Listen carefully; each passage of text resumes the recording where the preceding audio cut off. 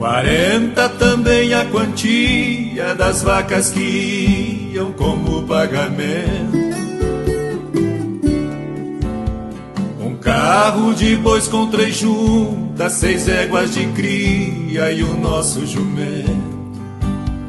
O nosso cavalo arriado e 2 potrinhas foi de complemento. Papai colocou no negócio a guaiaca e o seu 32. Além das porquinhas marrou as 18 galinhas, me lembro que foi. E o resto do cobre que tinha ficou pra pagar um ano depois.